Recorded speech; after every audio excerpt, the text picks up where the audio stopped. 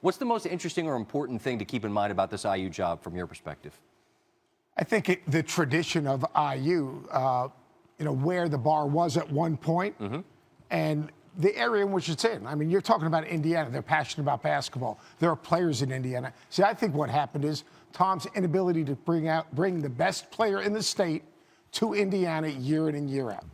All right, in their mind, once you lose, to me, momentum. Tell you one thing, it's hard to get back. Sure. And their inability to maintain momentum, I think, hurt them locally in recruiting. And that's really the way it is. I have no problem with them letting them go. That's their choice. Of course. That's why you have a contract. That's why he's going to get paid.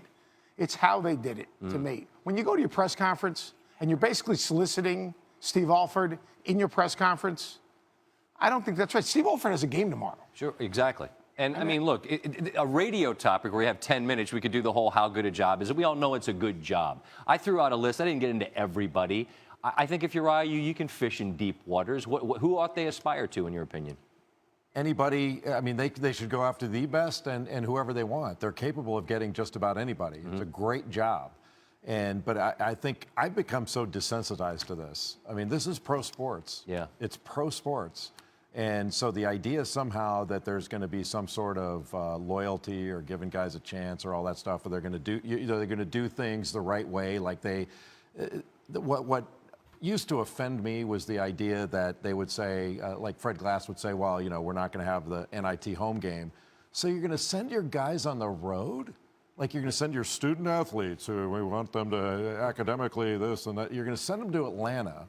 And you're going to play in the NIT, but you're going to give away any advantage those guys would have. So you're going to send them down there to get their tails kicked and then come home and fire the coach. It's just kind of a bizarre. A minute after they throw the ball up in the first game in the tournament. And that was planned. That was a full day infomercial for how good the Indiana job is, having them talk about expectation and consistency. But, you talk about how good is the job. The job is good, and they've improved the building. They've done some things. And they needed to. And they needed to. But go through your list. If they don't get offered, say somehow, some way they don't get offered, all right, who are they getting?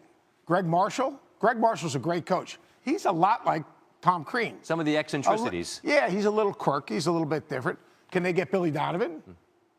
Will Billy Donovan walk away from the NBA I don't think so. to go coach at Indiana? Will they get Archie Miller? So you're going to trade Tom Crean for Archie Miller? Look, it's time for Tom to go in a lot of ways. I think he does need a fresh start. He's a terrific coach. Wherever he goes, he's going to win and win big. He got Marquette to the Final Four. Right. So maybe it's a good thing, but to me, it's the way it was done. And I know you're immune to it because, you have a contract and you're going to get paid, and it's business, and it is business. But to me, you can also conduct your business in the right way. It's not being fired. It's how someone's being let go.